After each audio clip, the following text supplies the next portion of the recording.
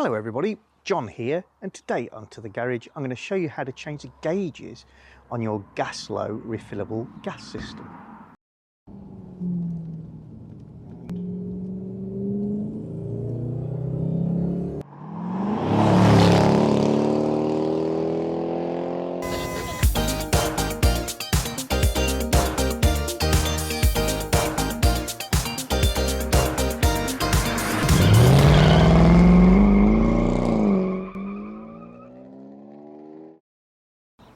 This is Ruby, our A-class motorhome, and this is her gas locker.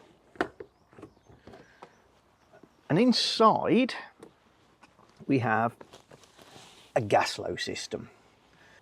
If you've got one of these systems, it'll look like this, or be more modern and have a screw-in, a bolted-in round plate on top of the tank with these various valves coming off. But essentially they're always the same.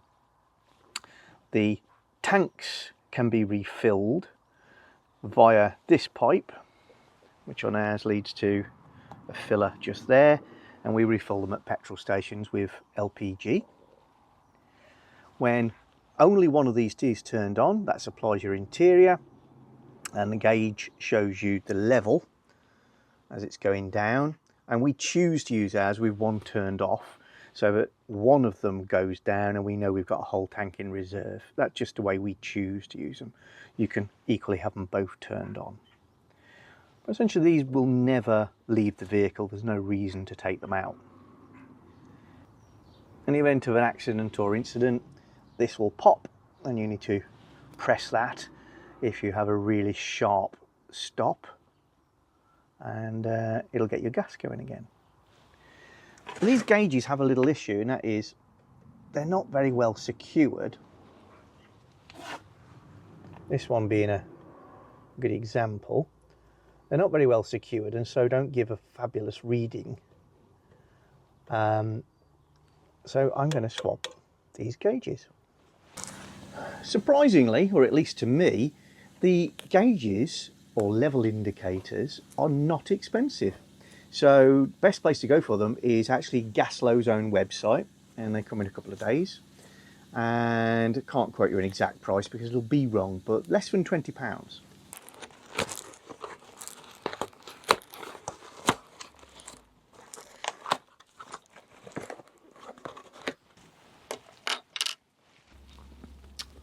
And here they are. They're actually really simple devices. So you've got this little gauge on the front indicating green good and red bad, as in empty, and they essentially clip over the pipework that comes out of your bottles, aided by this, which is a bit that breaks, little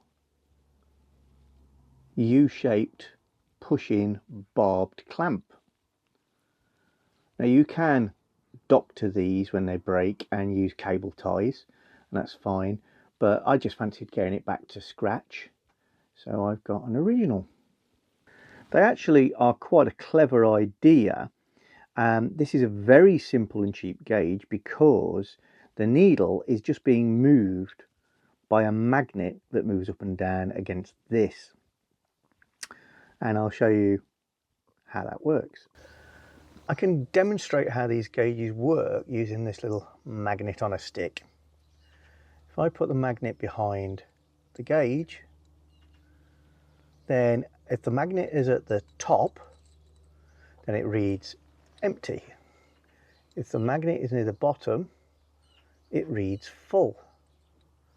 So quite an elegant solution to making a cheap, practically consumable gauge using a magnet, and it doesn't have to be very strong to affect it. So I'm staying quite a long way away and that deflects very easily. And inside here there is a magnet rising and falling in this area that is affecting this in the same way that I'm affecting it there. So here is our gas bottle.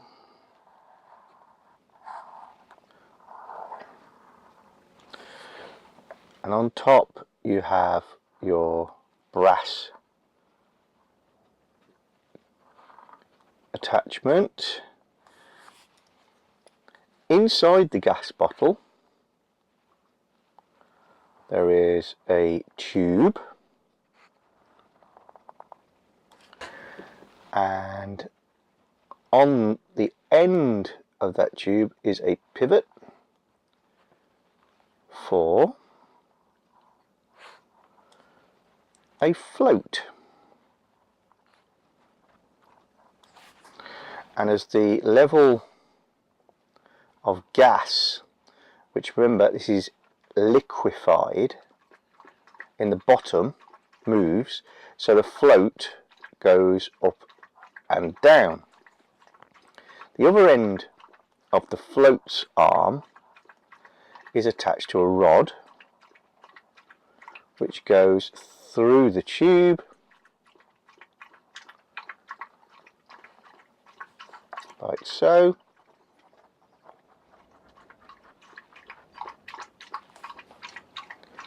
and at the top of the rod is a magnet.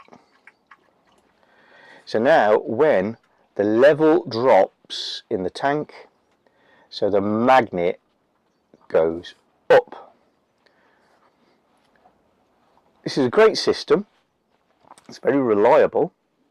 However, what you need to be aware of is the pivot is about 1/3 of the way down the tank. So this only ever measures the gas level in that bottom third. So your gauge at the top will read full the entire time. The gas level is coming down until it gets just under halfway, then it starts to move, and it's just telling you about the gas level in the bottom third.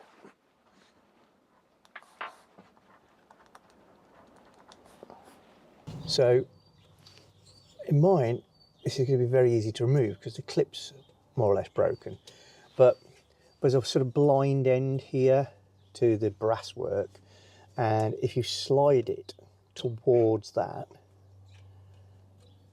then it's going to pop off, and you can see the issue. I've got half of the bracket where I should have. The way to fit them is there's this clip at the top that goes on the neck, and this piece rests around here. You can only really put it in one position. You're going to put the clip around the neck, and the height will be set by that yoke. Just make sure it's pushed all the way back and nicely seated. Then I'm going to use this from behind.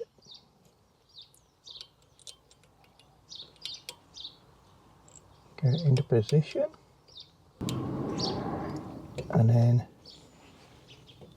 snap him on. Snap being a bad word to use, but I'm sure you get the gist.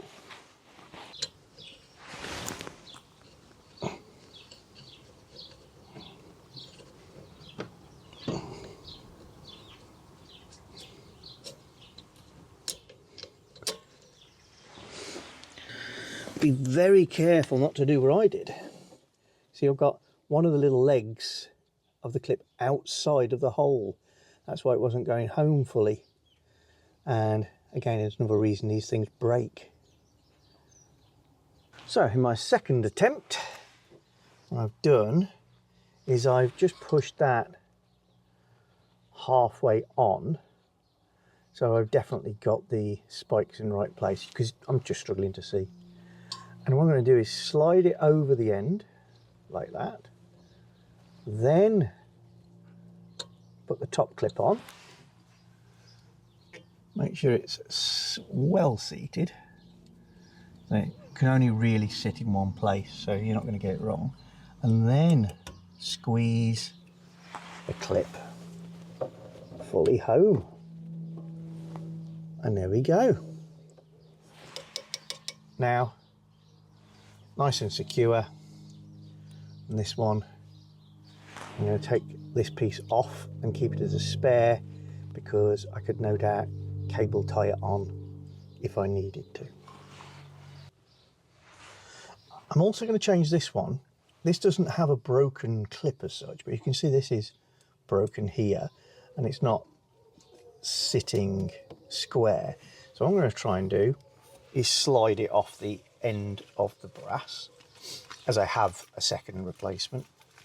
I'm going to use a pen because it's in my pocket, just to pull that out of the way. Oh, there's no strength in it anyway. And then see if we can slide it. There we go.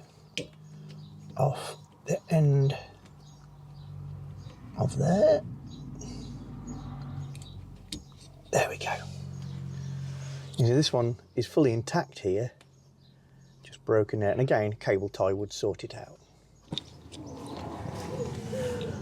There's another new one. So again, what I'm going to do, having learnt a little lesson, is put the little barbs in the holes first. Just a little bit. There we go. So we know that we're nicely lined up. And then slide that over the end. The clip pushes back onto the barrel, the brass bit, and then squeeze home the other half of this clip. Done. Nice and secure and steady. That should give me a much better reading than I was getting before, where it just depended how these were sitting, and if you tapped them they would move around. But generally the highest reading you can obtain is the correct reading. So there we are. I almost got a full range of failure modes. This one, the clipper's broken and half of it's been lost. There is the other half that I just found lying in the gas locker. This one has got a whole and intact clip, but the little brace has split. And again, remember, I'm not pretending that you need to buy new. You could definitely cable tie these on, attach them, find a new way. And I shall be saving these two as spares. But they weren't that expensive, so swapping them out was easy enough. I think one of the reasons that they fail is people pushing them and twisting them as they turn the valves. Another one is ham-fisted fitment, and the other one is I use my van year round. The tanks obviously get very cold, very hot, and the brasswork expands. I'm wondering if it's just the expansion and contraction that's burst this, because the barbs are very secure. This is very tight. I can only imagine that brittle failure is expansion has caused it to pop, or somebody else may be trying to remove it without knowing how it's attached, but I think it's an expansion thing. Well, hope you enjoyed that short video on Gaslow refillable systems gauge. And so you may have a later one with the round disc bolted to the top of the tank, in which case I can't vouch for these particular gauges being similar in design. I know that there's a gauge that goes sort of downwards into that one. The mechanism underneath is the same, and also you can have a Bluetooth enabled or Wi-Fi enabled version of this sending a signal to your phone. So yep, that's all I know for now. See you soon. Bye. If you're enjoying our channel, then don't forget to subscribe and click the little bell icon so you get notifications of new videos. And please give us a thumbs up or thumbs down, and you can share the videos. And below the video is always the area where you can comment and get involved with the chat.